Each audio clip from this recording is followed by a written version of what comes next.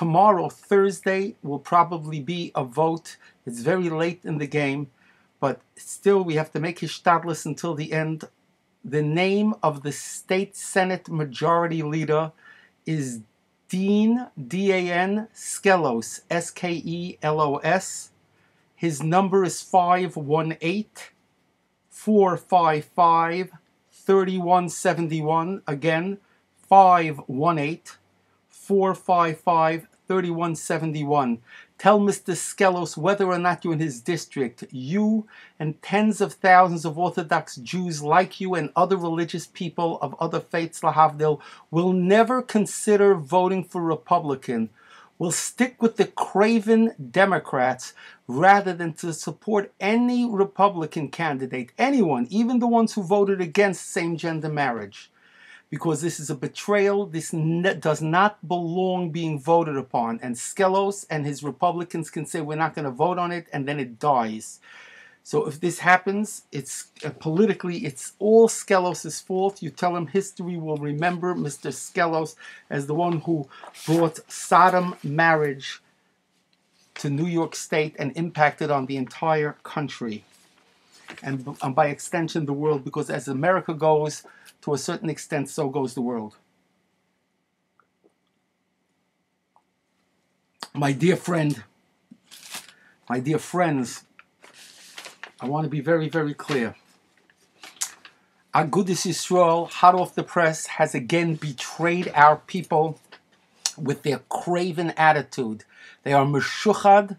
They are victims of shochad for the last few decades, and they can't see the trees for the forest. They can't see straight. The latest indignity and chutzpah, maybe at the same time, or maybe a day before, several hundred evangelical ministers stood on the steps of City Hall, and we, a few Orthodox Jews, joined them to protest against marriage. They were busy on the 4th floor meeting with the governor's counselor, his legal advisor, to discuss or to hear what Cuomo proposed to do on religious exemptions.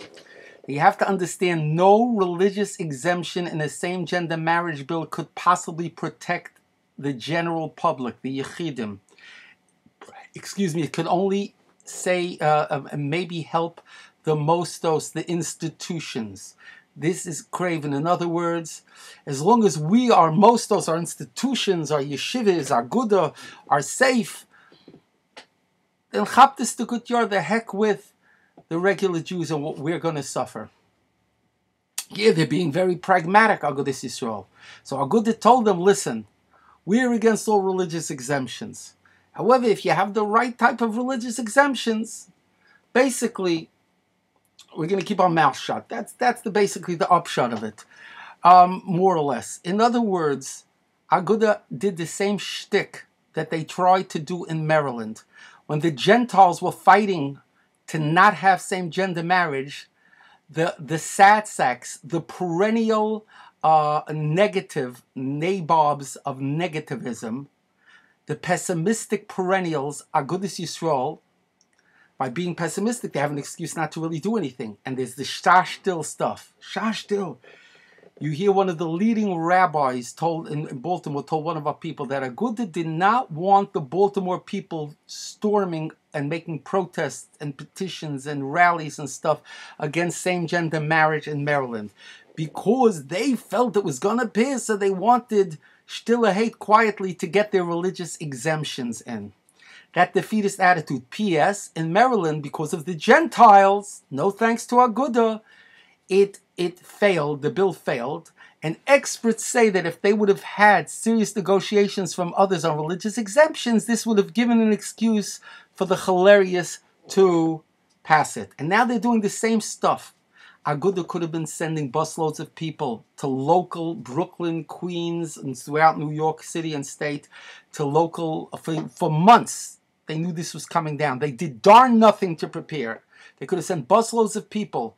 You know what it takes? I said it many times, for 250 people to make a protest outside Carl Kruger's office or Stephen Parker's office, or to do it every week. if the Gedolim and if Agudath Yisrael would say to do it, and especially if they would join together with Lubavitch, Hisachtis, OU, YU, RCA, like they joined for several other things, they do join. But no, Chas v'Shalom. They wait until the last minute, then they send the urgent legislative thing. It's a sick, sad joke. Agudath Yisrael has constantly and consistently for the last few decades betrayed us on the moral issues, specifically on anything having to do with the Mishkav Zachor agenda, always with its defeatist attitudes.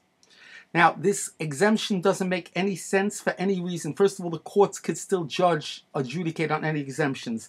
Second of all, the Mishkavei Zachor, the homosexual agendists, use the slice of salami technique. Today, they'll grant you a religious exemption, then they'll fight to overturn it. My dear friends, we should have seen the handwriting on the wall, and we have. In a very visual situation that I mentioned 2 weeks ago, when Anthony Weiner, when all schmutz was breaking out all over on Sunday, Anthony Weiner, and the issue that the schmutz was about was mamish the same issue as the Mishkavei Zach, was basically anti-Mila, anti-Kedusha. This picture says 1,000 words. This is what Agudath Yisrael is. And at the same time, they're honoring Sheldon Silver because he gave Shkolim tap. He helped tap. So they honored him. There's a picture even somewhere. It looks like the Novominsk is clapping for him when he's posing with the plaque. Nobody, that's it. They honored him. They showed Shkolim uber alles. Shkolim above same-gender marriage. Within weeks of the vote, they're busy kissing up to him. Shame on Agudath Yisrael. Lo nishkach v'lo nislach. Enough is enough. Fat on you what you're doing. It's disgusting. It's outrageous. The phoniness, not trying, not doing anything. Who the big lobbyist? Who goes up there? Where? What? Of course they can't have siyata dishmaya in these things. Because wherever the venue is, wherever Aguda is, the do-nothingness kills us. Today the news said, this is being taped on Tuesday, that in California, the Ninth Court of Appeals chief judge, or whatever it is, overturned the claims, the criticism of the openly homosexual judge who overturned Proposition 8. Overturned the will of the people. Why does such a thing happen? Why does San Francisco have this anti-Mila thing, which Hamodi is getting all exorcised about? Why? You don't think it has anything to do with the fact that there's an Agudath Yisrael branch in California, and while the Mormons were putting in tens of millions of dollars, and the blacks voted overwhelmingly against on the Proposition 8 the right way. They're very, very high numbers. Everything else, Agudath Yisrael, again, the same attitude. They think we're idiots, that you'll show us a few press releases and we're all impressed with what you're doing. Now, I want to tell you something. Today, an expert, the head of New Yorkers for Constitutional Freedom, who's been in the business in Albany lobbying on moral issues for 30 years, Dwayne Motley, told the evangelicals that 14 votes, pro-Mishkav Zachor votes, were lost in the Assembly, and the Assembly is not a foregone conclusion. Yet the brainiacs at Aguda keep on saying, contact the state Senate, ignoring the Assembly. So who do you think knows better? Dwayne Motley or the Agudistan who are just interested in the shkolim and being yoitza? The answer is Aguda has betrayed in this also. If you're not capable, get out of this business. Tell the Gedolim that you stink. You're not capable. You stink because you don't stand up for Kavod Shamayim, you activists. When Rabbi Aaron Schechter was asked by somebody about how do you feel about the honoring of Anthony Weiner, he said they didn't ask me. Same thing Rav Elia Svei said years ago about Joe Lieberman. It's the same chazarai all over again. Sie stinkt von sie. So what? They're not as good as OU or this and that. No, but their OU doesn't claim to be the Haredi, Das Torah, Gedolim, and everything else. Enough is enough.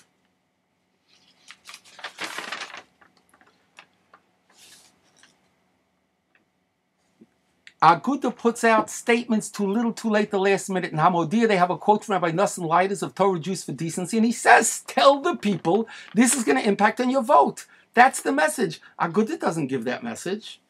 No, chanfonim. How come how come there are three people who are responsible if this same-gender marriage passes? Silver, Skelos, and most of all, Agudath Yisrael. They don't make any press conferences. The evangelicals made today. There was a big, huge Hispanic rally. Diaz is making another rally, but Agudath can't. Remember how they made for the vouchers? What do you think? HaKadosh Baruch Hu is not cognizant of this? What Agudath Yisrael is, they're misrepresenting all their members and all who give this, and this whole ballyhoo about it represents Torah and everything else. Chas v'shalom. Chas v'chalila that this represents us. They can't even call upon people to say Tehillim, because people might take it too ernst, and they're trying to negotiate religious exemptions behind the scenes by being quiet and this and that, and all this shtiklach. With Simbru, it's the Oisvarf, they go up there.